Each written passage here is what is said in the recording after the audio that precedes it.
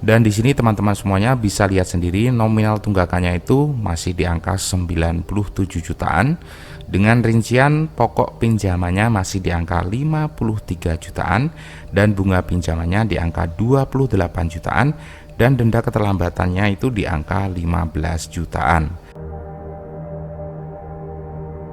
Tapi si bapak ini baru mengajukan protes kepada pihak bank ketika gajinya itu ditahan di rekening Bank Mandiri yang baru dibuka.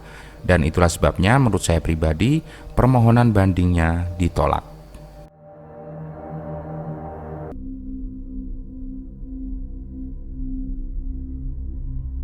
Di video saya sebelumnya, saya pernah membahas tentang resiko gagal bayar pinjaman KSM Mandiri.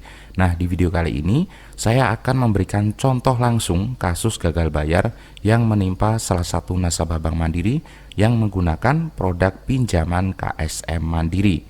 Berita ini saya dapatkan dari sumber surat pembaca di website Media Konsumen yang ditulis pada tahun 2022.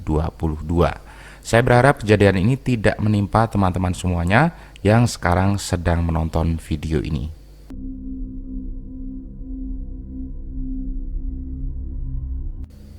Artikel ini ditulis oleh Bapak S yang ada di Jakarta Timur pada tanggal 7 November tahun 2022.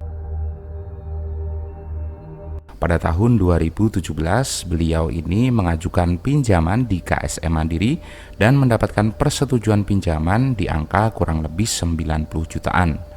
Dengan tenor pinjaman selama 5 tahun dan nominal angsuran kurang lebih di angka 2,2 jutaan. Nah, kalau kita hitung jumlah yang harus dibayarkan sampai lunas oleh si bapak ini kurang lebih sekitar 132 jutaan.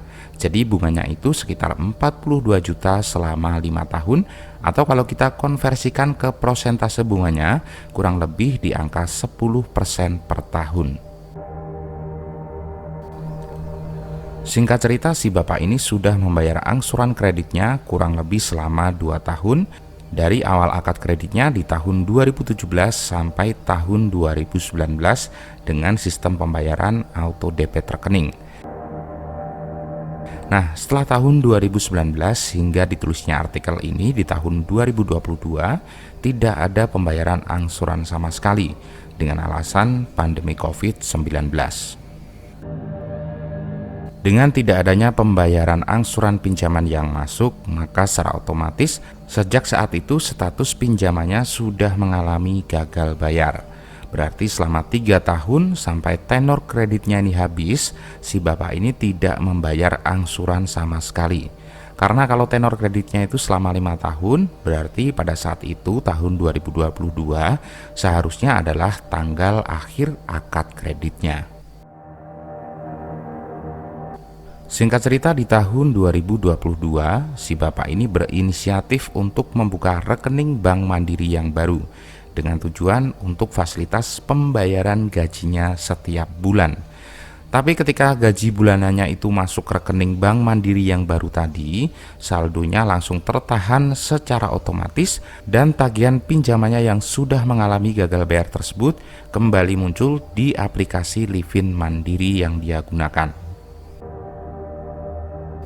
Dan di sini teman-teman semuanya bisa lihat sendiri nominal tunggakannya itu masih di angka 97 jutaan dengan rincian pokok pinjamannya masih di angka 53 jutaan dan bunga pinjamannya di angka 28 jutaan dan denda keterlambatannya itu di angka 15 jutaan.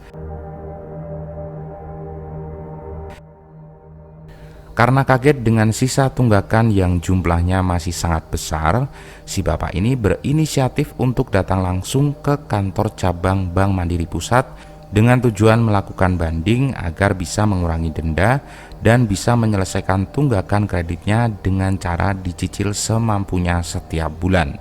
Tapi hasilnya permohonan banding tersebut ditolak oleh pihak bank dengan alasan nominal tunggakannya yang sudah terlalu besar. Solusi yang didapatkan dari pihak bank pada saat itu adalah dengan cara dicicil, tapi ada minimal pembayarannya. Minimalnya itu adalah 30% dari total tunggakan. Jadi kalau tunggakan hutangnya itu masih di angka 97 jutaan, maka sekali bayar cicilan, si bapak ini harus menyiapkan uang kurang lebih sekitar 32 juta. Oke teman-teman, jadi cerita tadi semoga bisa menjadi pelajaran buat kita semua untuk selalu memikirkan secara matang sebelum mengajukan pinjaman di bank. Terutama di sini adalah produk KTA atau kredit tanpa agunan. Seperti yang sudah saya bahas di video saya sebelumnya, kalau pinjaman KSM Mandiri ini, meskipun status kreditnya itu sudah gagal bayar, bunga pinjaman dan dendanya itu akan terus berjalan sampai ada penyelesaian tunggakan kredit. Nah, dari cerita tadi juga saya pribadi bisa mengambil kesimpulan bahwa si bapak ini tidak ada itikat baik atau kurang kooperatif selama kurang lebih 3 tahun. Seharusnya ketika sudah tidak mampu membayar, solusi terbaiknya adalah meminta kebijaksanaan dari pihak bank. Apalagi pada saat itu sedang terjadi pandemi COVID-19. Pasti bank akan memberikan kebijaksanaan seperti contohnya rescheduling atau restruct kredit. Tapi si bapak ini baru mengajukan protes kepada pihak bank ketika gajinya itu ditahan di rekening Bank Mandiri yang baru dibuka. Dan itulah sebabnya menurut saya pribadi permohonan bandingnya ditolak. Semoga kejadian ini tidak terulang dan menimpa teman-teman semuanya, terutama buat yang masih punya pinjaman KSM Mandiri yang aktif. Semoga selalu diberi kelancaran rezeki untuk membayar hutang sampai lunas. Akhir kata, kalau teman-teman punya pendapat tentang cerita tadi, silahkan untuk menuliskannya di kolom komentar. Terima kasih dan semoga video ini bisa bermanfaat.